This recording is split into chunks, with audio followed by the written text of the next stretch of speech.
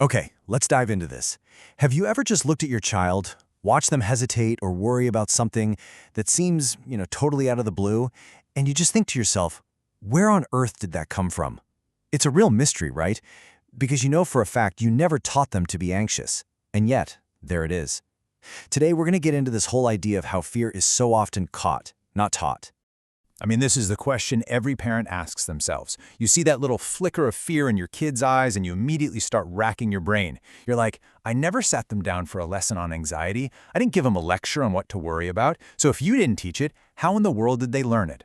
And this is the core idea we're unpacking today. Seriously, this one sentence is a total game changer. It suggests that our kids are absorbing something way, way deeper than just our words. They're internalizing the unseen world we carry inside of us. Our postures, our gut reactions, and yeah, our fears. So this brings us to our first big idea, the fear you didn't teach. This is all about that subtle, almost atmospheric transfer of anxiety. We're moving beyond simple learned behaviors here and into this powerful world of what psychologists actually call emotional contagion. The bottom line is, our kids inherit our postures. Now, what's really fascinating here is how this ancient wisdom perfectly lines up with modern psychology, specifically modeling. See, the book of Proverbs says to train up a child, but the original meaning of that word train, well, it's not about lecturing. It means to initiate into a way of being. Our kids are being initiated into our way of being in the world, soaking up our responses whether we realize it or not. And this transfer of fear, it doesn't just stay in the family. Oh no, it can have massive community-wide consequences. There's this incredibly powerful story from the book of Numbers that illustrates this perfectly. It shows how a single posture can literally shape the destiny of an entire generation. So in the story, 12 spies are sent to check out a new land. 10 of them come back with a report that is just dominated by fear. They fixate on the giants, the huge fortified cities, the overwhelming danger. But 2 of them, Joshua and Caleb, they come back with a report of faith, focusing on the promise. Guess which one goes viral? The majority report, the one just dripping with fear. It spreads like wildfire. And the result? Absolutely devastating. Because the people, the parents, chose to internalize that posture of fear, an entire generation was sentenced to wander in the wilderness for 40 years. Just think about that for a second.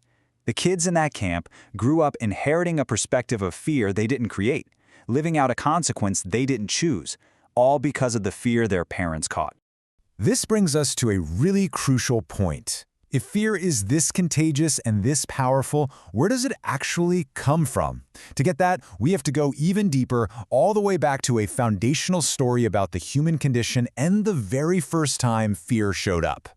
So, this is the big question, right? What is the root cause? It's not just about scary circumstances or big challenges. There's something deeper going on, something running underneath that surface-level emotion. And here it is, the first time the word fear is ever mentioned in the Bible. After Adam and Eve went against their nature, Adam says, "I was afraid, so I hid." Now notice this, fear didn't enter the world because of some physical threat. It entered because of disconnection, because of a broken relationship and a feeling of being separate. You see, this redefines everything. At its very root, fear isn't just an emotion or a simple response to danger. It's a signal.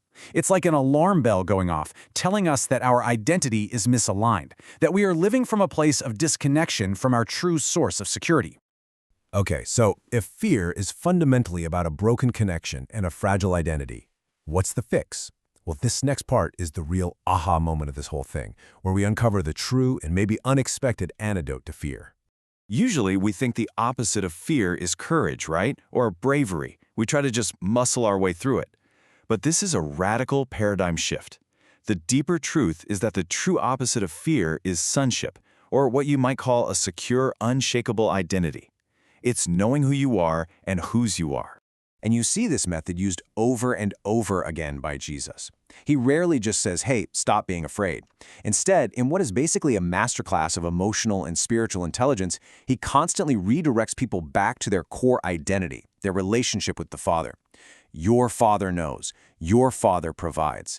His goal was never to eliminate all the scary situations, but to restore a secure identity that could stand firm right in the middle of them. So let's bring this all back home and figure out what we can actually do with it. This is all about taking this huge insight and making it practical.